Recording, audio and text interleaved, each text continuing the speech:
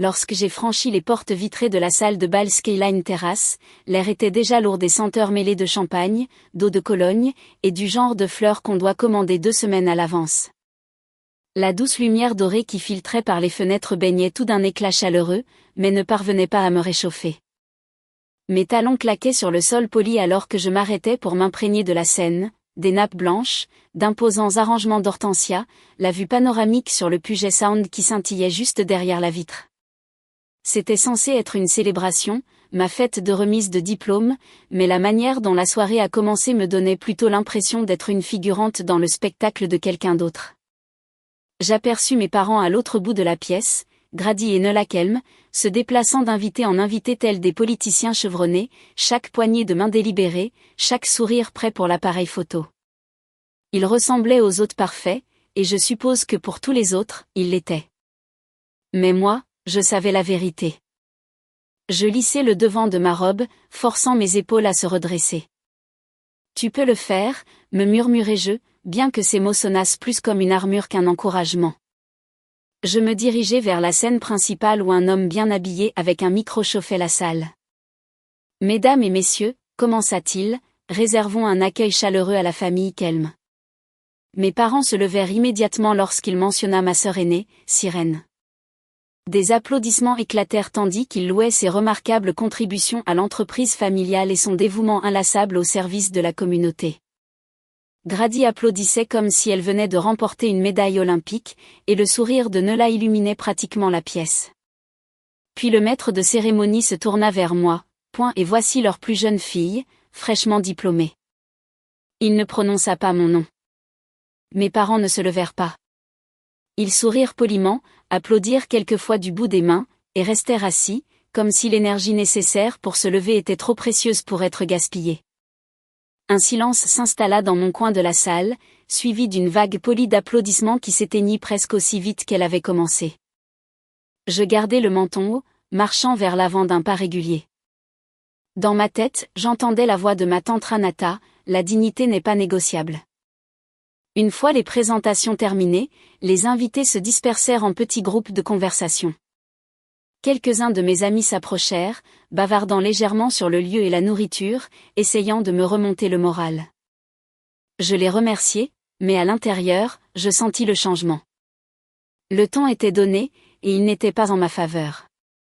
Quelques minutes plus tard, le photographe appela pour une photo de famille. Nous nous alignâmes devant un décor floral élaboré. Alors que l'appareil photo faisait la mise au point, Nola se pencha si près de moi que je pouvais sentir son parfum m'envelopper. « Souris, Sansu », murmura-t-elle, ses lèvres bougeant à peine.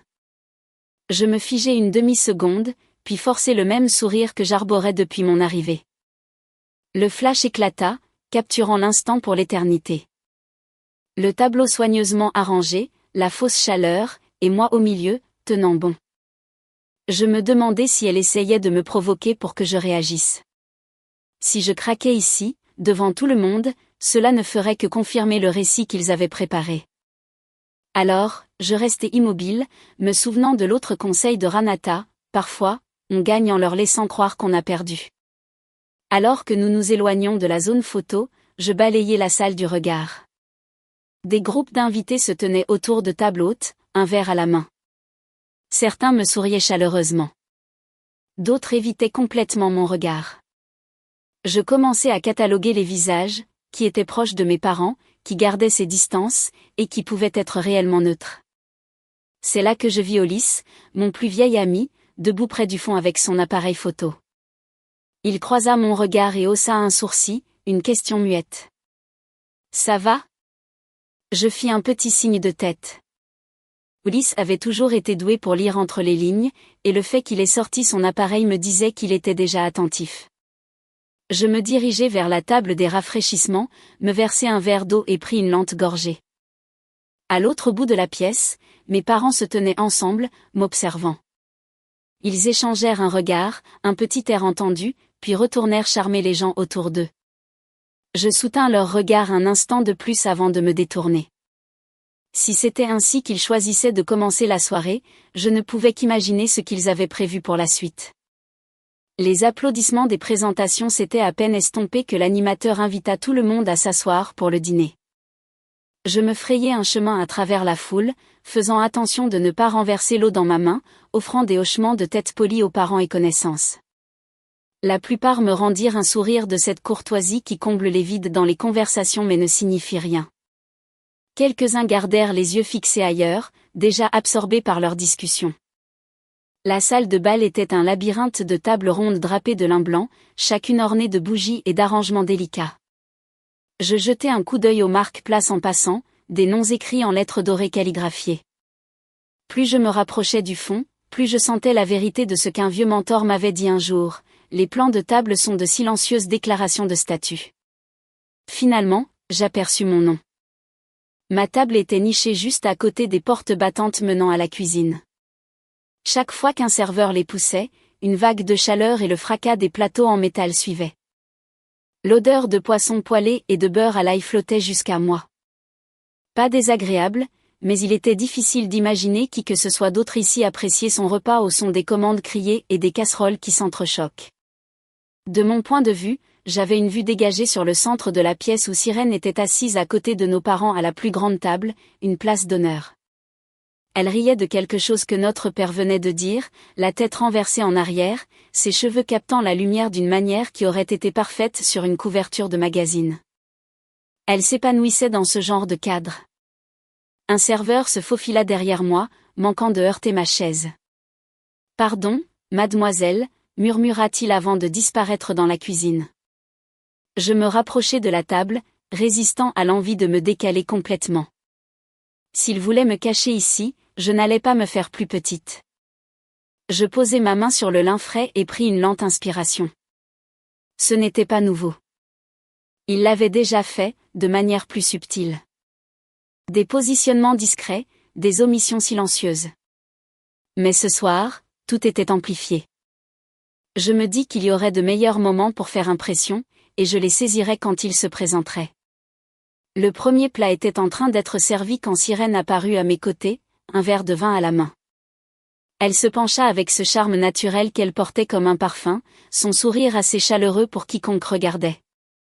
Profitant tant que ça dure, murmura-t-elle, la voix basse et douce. C'est la dernière fois que tu seras au centre de quoi que ce soit. Je croisai son regard, laissant le poids de ses mots s'installer. À voix haute, répondis-je d'un ton léger. J'ai toujours préféré la vue depuis la marge. C'est de là qu'on voit tout le jeu. Je vis son sourire se crisper une fraction de seconde avant qu'elle ne rejette ses cheveux en arrière et ne retourne à sa table, clairement satisfaite d'avoir porté son coup. Je laissai mes yeux errer à travers la pièce. Un cousin, 2 tables plus loin, souriait en coin. Une tante plus âgée baissa les yeux sur son assiette comme si elle n'avait rien entendu. Et puis il y avait Ulysse, adossé à une colonne près du mur du fond, observant l'échange avec un regard qui disait « J'ai vu ça ». Il me fit le plus petit des hochements de tête, un rappel silencieux que tout le monde dans la salle n'était pas contre moi. Je pris une autre gorgée d'eau, laissant la fraîcheur me calmer. La nuit était encore jeune, et si le premier acte en était une indication, ils avaient encore d'autres choses en réserve. Je me demandais juste combien de petites piques ils comptaient me lancer avant la fin de la soirée.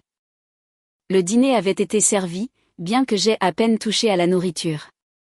De ma place près des portes de la cuisine, je poussais les légumes rôtis avec ma fourchette, écoutant à moitié le bourdonnement des couverts et des conversations. Le trio de jazz dans le coin jouait quelque chose de doux et de feutré, presque englouti par le va-et-vient constant des portes à côté de moi et les bouffées de chaleur qui les accompagnaient. De l'autre côté de la salle, mes parents se penchaient vers un homme que je reconnus immédiatement, un rédacteur en chef de magazine local que j'avais rencontré à peine un mois plus tôt.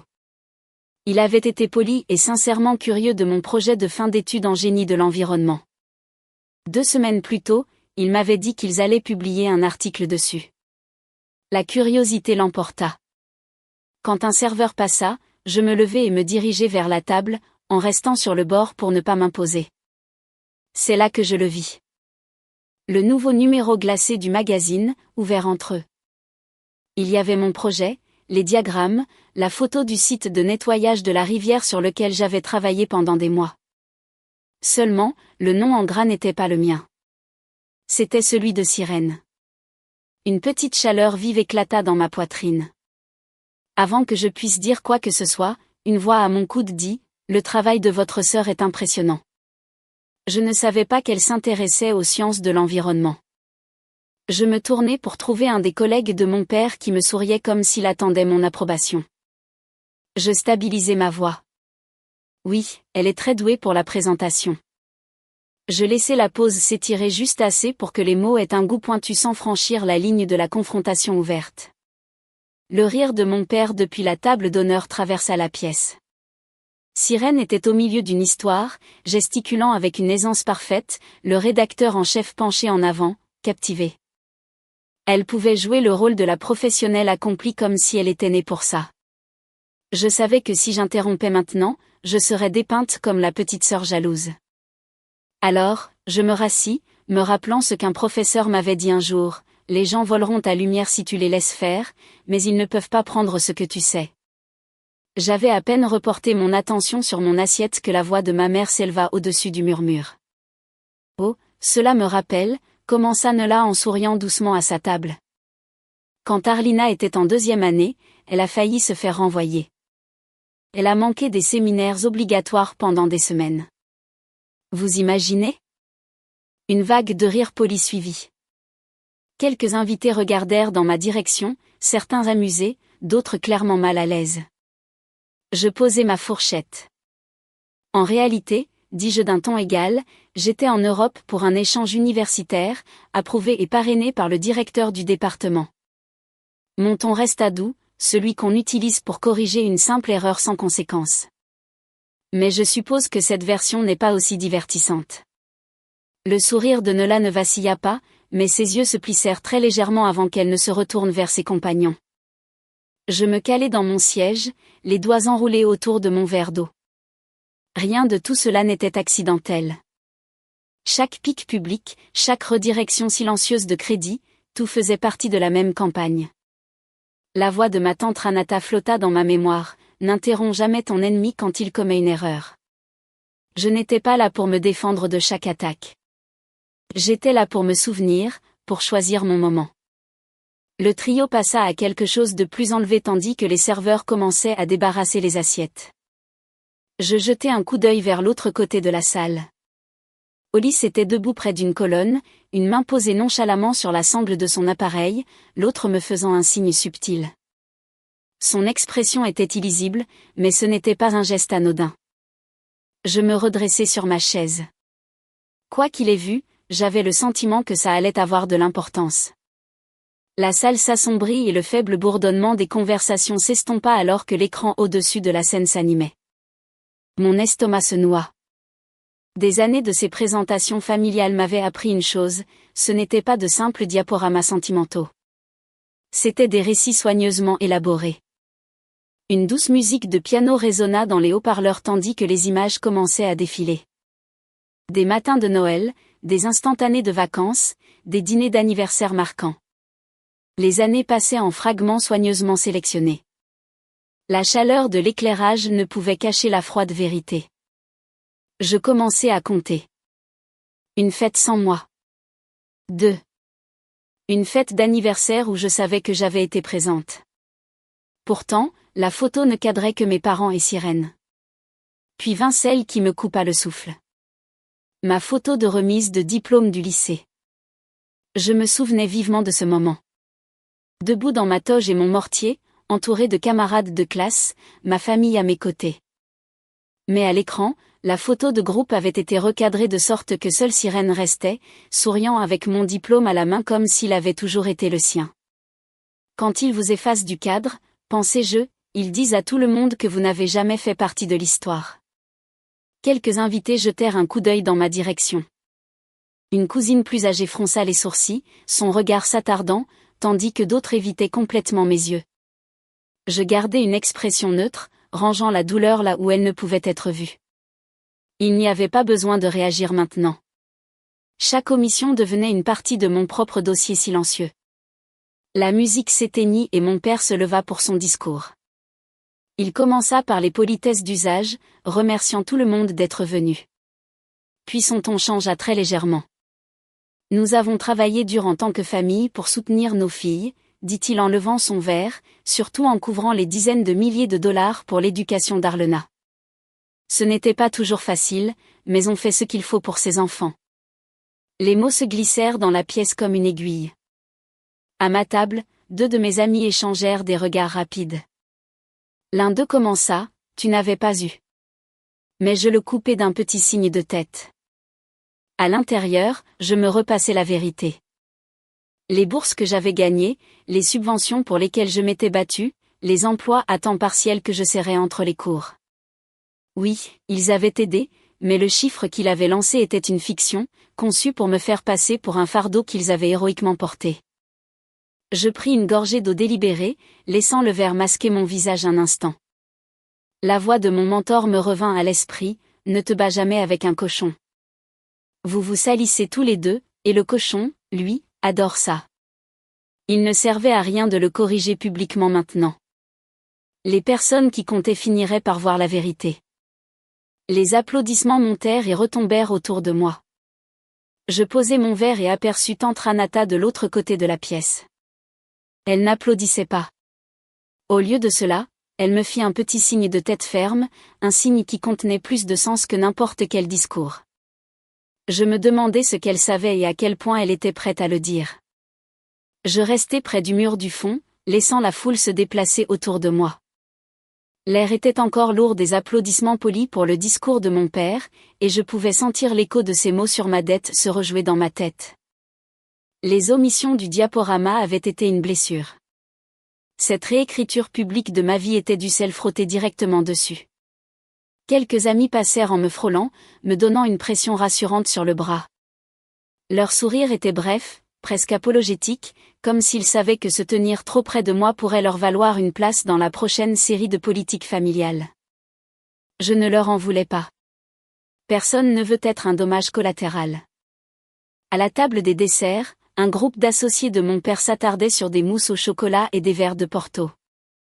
L'un d'eux, un homme que j'avais rencontré une fois à un gala de charité, se tourna vers moi avec un grand sourire. « Votre père nous dit que vous l'avez bien occupé à payer les frais de scolarité. Ça a dû valoir chaque centime. » Le rire du groupe était léger, mais il atterrit comme une gifle. Je posai mon verre avant de répondre. « En fait, dis-je, gardant mon ton chaleureux mais inflexible, j'ai couvert la plupart de mes frais de scolarité avec des bourses et des subventions. J'ai travaillé à 2 emplois à temps partiel pour le reste. La contribution de mon père a été appréciée, mais disons simplement que parfois, les gens dépensent plus pour l'histoire que pour la réalité. » Les mots s'installèrent entre nous, et pendant un instant, le sourire de l'homme vacilla. 2 autres échangèrent un regard qui me dit qu'ils avaient entendu plus dans mon ton qu'une simple clarification désinvolte.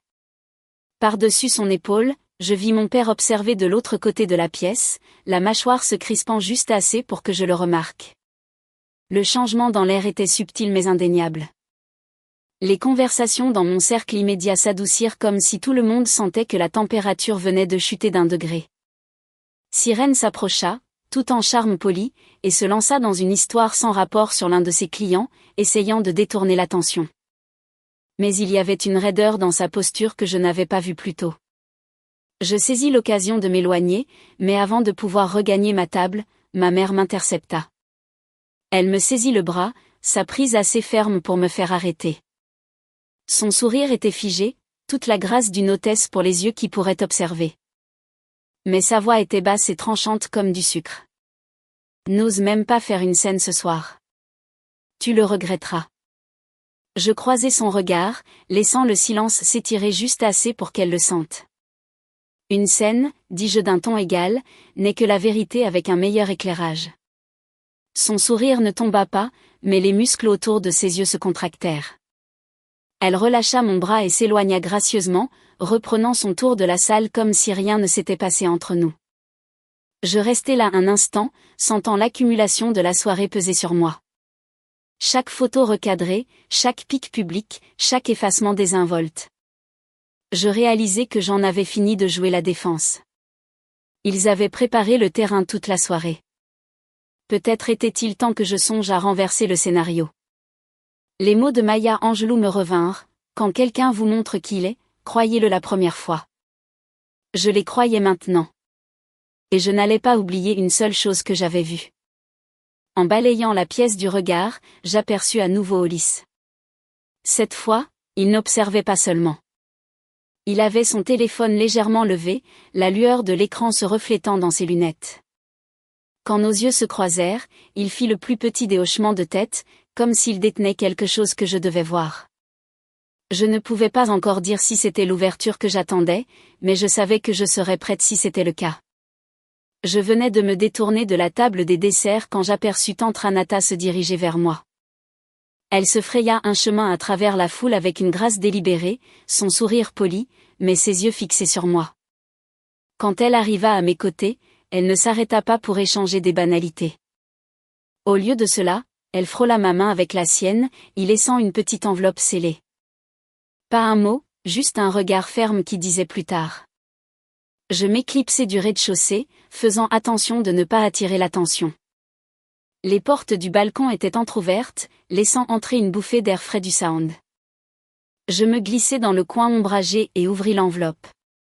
À l'intérieur se trouvaient des photocopies, des lettres d'attribution de bourse, des confirmations de subventions, des reçus avec mon nom et mon numéro d'étudiant. Chaque document disait la vérité. J'avais gagné ma place, pièce par pièce. Une note de son écriture bouclée était glissée sur le dessus. Pour le jour où ils iraient trop loin. Mon pouls se stabilisa. Jusqu'à présent, j'avais réagi, absorbant chaque pic et décidant qu'en répondre. Cela semblait différent, comme le premier vrai coup sur mon propre échiquier. Je glissai les papiers dans l'enveloppe et la rangeai au fond de ma pochette. Ils ne le verraient pas venir. Quand je retournai à l'intérieur, la salle de bal était un brouillard de rires, de verres qui teintaient du faible bourdonnement des conversations qui remplit une pièce avant le prochain acte. Mes parents se tenaient avec Vélastrade, leur cousine et l'organisatrice de l'événement de ce soir. La main de Grady reposait sur l'épaule de Véla. Nella se penchait comme s'il conspirait sur quelque chose d'important. Hollis apparut à mes côtés. « Tu as entendu parler des invitations, n'est-ce pas ?» demanda-t-il à voix basse. Je fronçai les sourcils. Quoi à leur sujet? Ils ont imprimé ton heure de début 30 minutes plus tard. Juste la tienne. Plusieurs invités m'ont dit qu'ils pensaient être en avance, mais quand ils sont arrivés, les premières photos étaient déjà faites. Ça a donné l'impression que tu es arrivé en retard à ta propre fête. La prise de conscience atterrit avec le poids de l'inévitabilité. Bien sûr, murmurai-je. Une arrivée tardive, pas de nom dans la présentation, et maintenant les omissions du diaporama. Ils n'avaient pas seulement improvisé ce soir, ils avaient construit une séquence. Ils jouent sur le long terme, dit Hollis. Alors, je changerai les règles, répondis-je. L'orchestre entama quelque chose de léger alors que les serveurs commençaient à placer les assiettes pour le dessert. Je jetai un coup d'œil vers le centre de la pièce. Mon père vérifia sa montre, puis regarda ma mère, qui fit un petit signe de tête à Véla. C'était le genre de signal que l'on ne remarquerait pas à moins de le chercher. Je le cherchais. Quelle que soit la suite, j'avais l'intention d'avoir une longueur d'avance. De ma place, je gardais un œil sur les assiettes de dessert qu'on déposait et l'autre sur mes parents.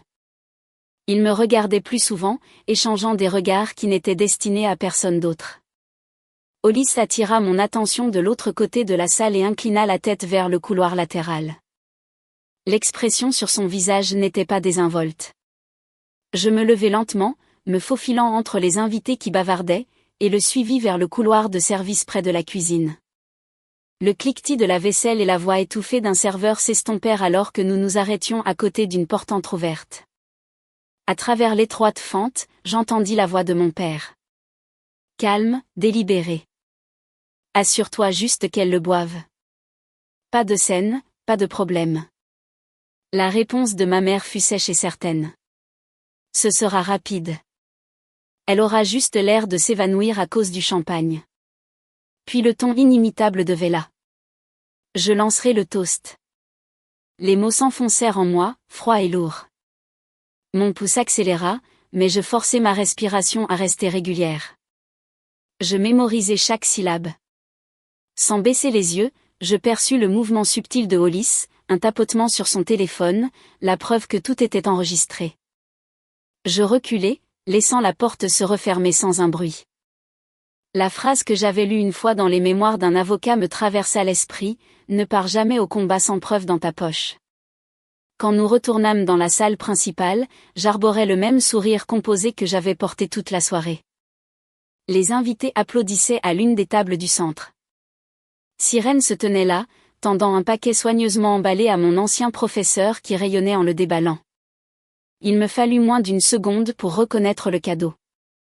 La première édition reliée en cuir, celle que j'avais dénichée des mois auparavant, commandée dans une minuscule boutique du Vermont. J'y avais inclus une note manuscrite sur du papier crème, maintenant disparue. J'ai cherché partout pour ça, disait Sirène à la table, sa voix chaude de satisfaction.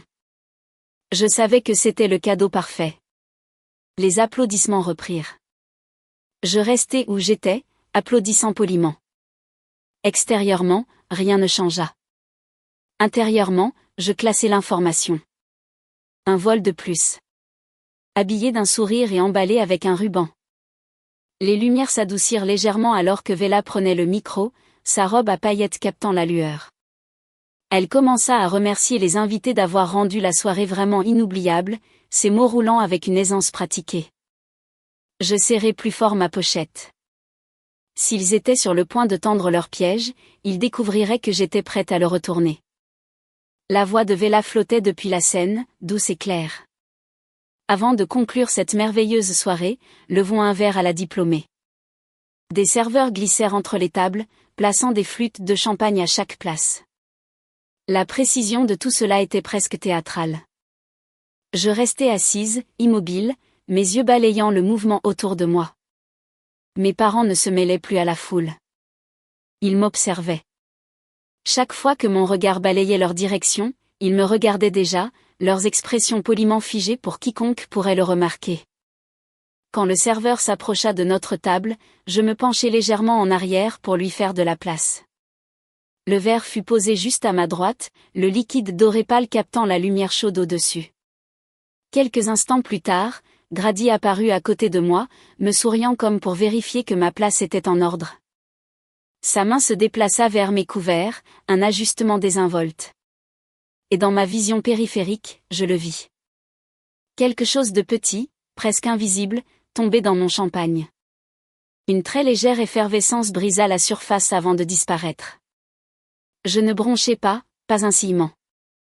L'enregistrement de Hollis était mon assurance, mais le reste serait mon choix. Je laissai mes doigts reposer légèrement sur la tige du verre, sentant sa fraîcheur. Je me levai lentement, laissant le moment s'étirer, et jetai un coup d'œil vers la table de Sirène. Elle riait avec le couple à côté d'elle, la tête inclinée, inconsciente de tout ce qui se passait au-delà de son propre éclat. Je traversai les quelques pas qui nous séparaient, le verre à la main, ma voix assez claire pour être entendue par ceux qui étaient proches. « Oh, je crois que tu as pris mon verre. Le tien est probablement plus chaud. » Ses sourcils se haussèrent. « Vraiment ? Tu es difficile ce soir. »« Tu me connais ?» dis-je avec un sourire qui n'atteignit pas mes yeux. Elle rit légèrement, échangeant les verres sans hésitation. Les gens autour de nous gloussèrent, pensant que ce n'était rien de plus qu'une taquinerie fraternelle inoffensive. Je retournai à ma place, levant le verre maintenant sur juste au moment où Vela lança le toast. Mon regard balaya la pièce, Sirène prenant une généreuse gorgée, la mâchoire de Grady se crispant presque imperceptiblement, le sourire de Nola figé, mais vide dans ses yeux. Le toast se poursuivit, les voix s'élevant à l'unisson, les verres tintants. Le rire de Sirène se joignit au leur, mais seulement pour un instant. Puis il faiblit, sa main venant se poser légèrement sur la table. Dans ma tête, les mots étaient calmes, mesurés.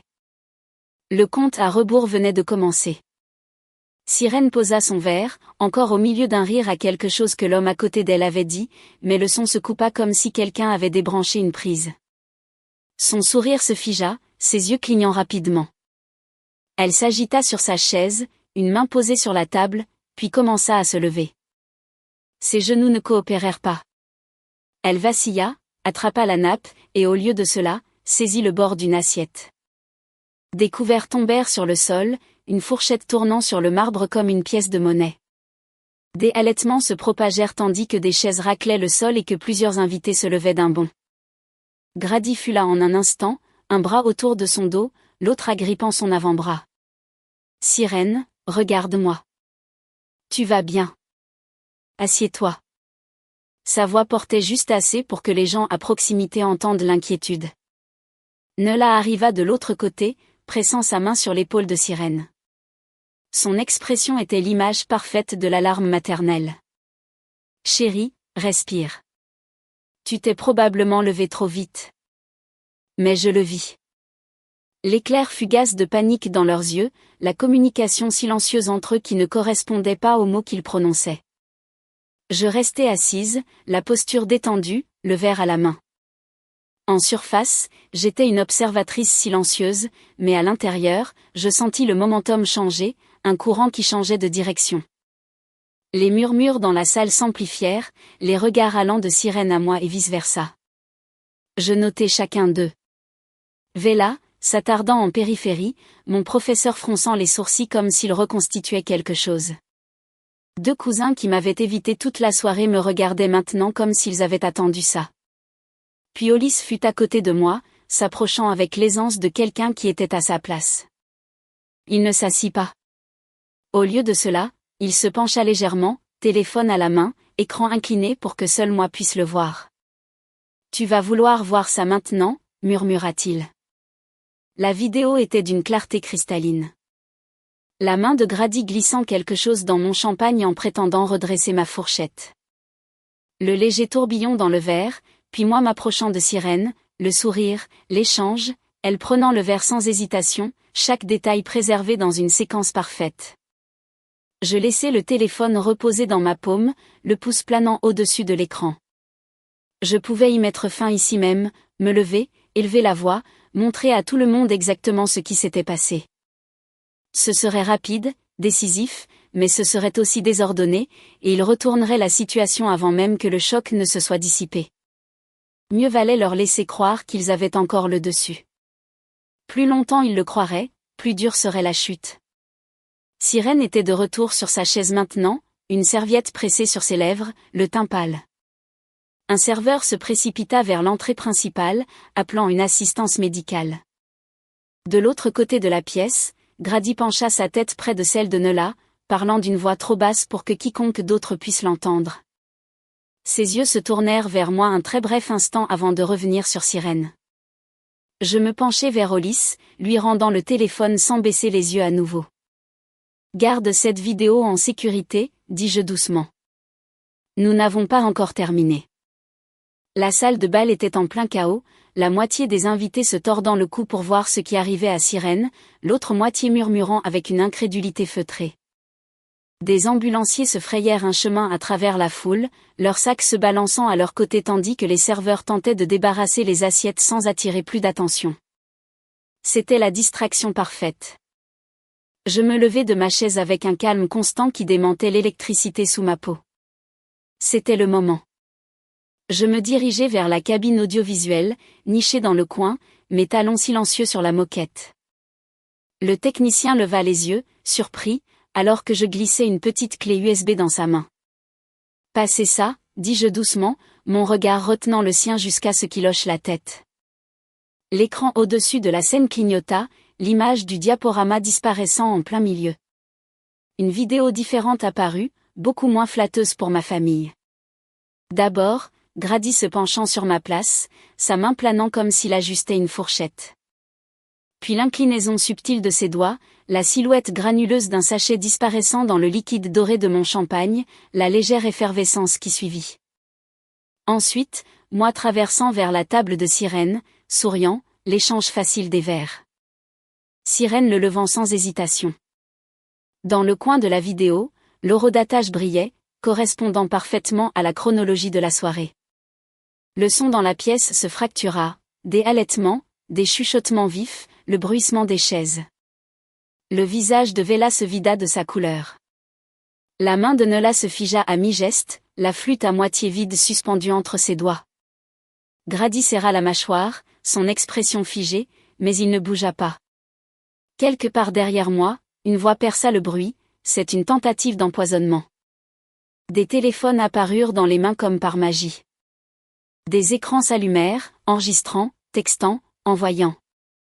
Les ambulanciers s'arrêtèrent, jetant un coup d'œil entre sirène et l'écran massif, leurs yeux se plissant. Puis, perçant la marée montante, vint la voix de ma tante Ranata. J'ai des documents supplémentaires prouvant qu'Arlina a payé ses propres études et que ces deux-là mentent à tout le monde ici depuis des années. Les têtes se tournèrent alors qu'elle s'avançait, tenant la même enveloppe qu'elle m'avait donnée plus tôt.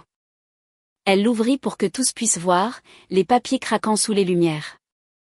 Des bourses, des subventions, des relevés bancaires, la vérité qu'ils ont travaillé si dur à enterrer. C'était comme si un courant traversait la pièce. Des gens qui avaient été soigneusement neutres toute la soirée s'éloignèrent de Grady et Nella, leurs expressions passant de polies à méfiantes. Je m'avançai alors, ma voix stable et égale. Toute ma vie, on m'a dit de me taire. Ce soir, vous avez vu pourquoi. Le silence est leur moyen de gagner. Je laissai les mots flotter là, leur poids s'installant dans l'air, avant de reculer. Les preuves à l'écran, les documents dans les mains de Ranata. Ils pouvaient maintenant parler d'eux-mêmes. De l'embrasure de la porte, des policiers en uniforme apparurent, balayant la foule à la recherche des noms qui venaient d'être gravés dans la mémoire de tous. Mes parents se tournèrent l'un vers l'autre, leurs yeux se croisant un très bref instant, une conversation muette passant entre eux. Puis les officiers s'avancèrent. La salle de bal bourdonnait encore du choc résiduel de la vidéo, les voix baissant en murmure bas chaque fois que mon nom ou celui de mes parents flottait dans l'air. Certaines personnes évitaient complètement de croiser mon regard, soudainement fascinées par leur verre à moitié vide. D'autres me firent des hochements de tête subtils en passant, des reconnaissances silencieuses de ceux qui avaient observé attentivement toute la soirée. 2 officiers en uniforme étaient arrivés, se déplaçant avec détermination. L'un s'approcha de mon père, l'autre de ma mère, les séparant avec une efficacité exercée.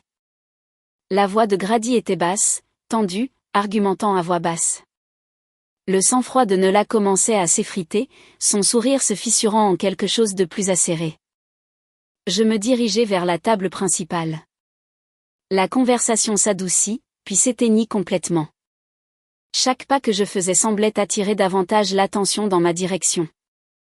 Quand j'atteignis le centre, je posai le petit paquet que je portais, les clés de la maison, le pendentif aux armoiries de la famille qu'ils aimaient parader lors des événements formels, et une enveloppe contenant ma renonciation signée à tous les biens partagés.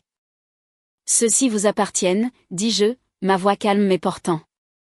Je reprends mon nom, mon temps et ma vie. Le silence qui suivit était assez épais pour être touché. Quelque part au fond, une voix murmura, bien fait pour elle. Ranata, debout près du bord de la foule, me fit un petit sourire approbateur, un sourire qui disait qu'elle avait attendu des années pour voir ce moment. Hollis, toujours vigilant, leva son téléphone juste assez pour capturer la scène. Je regardais les objets sur la table. Pendant si longtemps, ils avaient été des symboles d'appartenance, voire de fierté. Maintenant, ils n'étaient que des encres. Le poids que je sentais se lever ne venait pas de leur absence. Il venait de l'abandon de ce qu'ils représentaient. Les mots de ma grand-mère me revinrent, clairs comme si elle se tenait à côté de moi, ne t'immole pas par le feu pour tenir quelqu'un d'autre au chaud. J'avais brûlé silencieusement pendant des années, pensant que l'endurance était la même chose que la loyauté. Je me détournai de la table et commençai à marcher vers la sortie. Pas pressé, pas en retraite. Chaque pas était délibéré. Derrière moi, le flot des questions de la police reprit. Je ne me retournai pas pour regarder. Quand j'atteignis les portes vitrées du hall de l'hôtel, je vis mon reflet, les épaules droites, la tête haute. J'ai failli ne pas reconnaître la femme dans le reflet, mais je l'aimais mieux que celle qui était entrée quelques heures plus tôt. Dehors, l'air de la nuit m'enveloppa. Hollis me rattrapa, se mettant à mon pas. Tu sais que ce n'est pas encore fini, dit-il doucement. Je jetai un dernier regard aux fenêtres éclairées de la salle de bal. Je sais. Une semaine après la fête, l'air sur la jetée semblait différent, ouvert, propre, sans le poids que j'avais porté pendant des années. Le soleil était bas sur le Puget Sound, jetant un chatoiement doré sur l'eau. Je marchais lentement, les mains dans les poches de mon manteau, laissant le rythme régulier des vagues noyer le souvenir des verres qui teintent et des sourires forcés. Le lendemain matin, après la soirée, la vidéo était partout. Hollis l'avait envoyée à un journaliste avant même que nous ayons quitté l'hôtel, et au petit déjeuner, les chaînes locales la diffusaient à côté de titres qui rendaient mon nom de famille étranger. Des inconnus dans la rue s'arrêtaient au milieu de leurs pas, fixant leur téléphone. L'image que mes parents avaient si soigneusement bâtie s'était brisée en quelques heures. Les retombées judiciaires vinrent en premier. Des accusations de tentative d'empoisonnement et de complot furent déposées avant la fin de la semaine. L'état de Sirène se stabilisa, elle se remettrait physiquement, mais le récit selon lequel elle était une innocente prise dans les tirs croisés ne tint pas. Trop de gens l'avaient vue se prélasser dans les mensonges de mes parents au fil des ans. Les conséquences sociales suivirent rapidement. Des partenaires commerciaux se retirèrent de coentreprises. Les sponsors de leur gala de charité se désistèrent, invoquant la nécessité de réévaluer leurs affiliations. Les invitations qui inondaient autrefois leur calendrier se tarirent. Les mêmes personnes qui leur avaient souri sous les lustres de la salle de bal gardaient maintenant leur distance. Pendant ce temps, j'emménageais dans un petit appartement près du quartier universitaire. Des boîtes empilées contre les murs, l'odeur de peinture fraîche encore dans l'air. Ce n'était pas grand, mais c'était à moi. Payé avec l'argent que j'avais gagné sans leur ingérence. Je commençais à travailler comme consultante pour une société de génie de l'environnement, le genre de travail qui n'avait pas besoin d'un nom de famille pour avoir du poids. Je n'arrêtais pas de penser à une phrase que j'avais entendue des années auparavant, on ne peut pas commencer le nouveau chapitre de sa vie si on continue de relire le précédent. C'est devenu mon mantra. La rupture finale eut lieu lors d'une réunion de règlement à l'amiable en ville. Ils arrivèrent avec leur avocat, tous deux habillés comme pour un autre gala, essayant de s'accrocher au dernier lambeau de contrôle. Je posai un document juridique signé sur la table, une déclaration formelle selon laquelle je renonçais à toute prétention sur le patrimoine familial, avec des clauses les empêchant d'utiliser mon nom ou l'une de mes réalisations à des fins de gain social. Ceci, dis-je en faisant glisser les papiers vers eux, est la dernière fois que vous profiterez de mon existence. Les lèvres de Nella s'entr'ouvrirent comme si elle allait protester, mais j'étais déjà debout. Grady ne dit rien du tout, se contentant de fixer le document comme s'il lui avait brûlé les mains. Je sortis sans attendre leur signature. Dehors, dans la rue, l'air était vif et frais. Je me sentais plus grande, plus légère, non pas parce que le passé avait disparu, mais parce qu'il ne dictait plus chacun de mes pas. Je m'étais battue, et cette fois, j'avais gagné selon mes propres termes. Plus tard dans la soirée, je montais à bord du ferry, debout sur le pont tandis que la silhouette de la ville commençait à rétrécir derrière moi. Les lumières de la ville se reflétaient sur l'eau, se brisant en morceaux à chaque ondulation. La justice n'est pas toujours bruyante. Parfois, c'est juste le bruit d'une porte qui se ferme pour la dernière fois. Car une fois que l'on a appris à tourner les talons, on commence à voir jusqu'où on peut aller.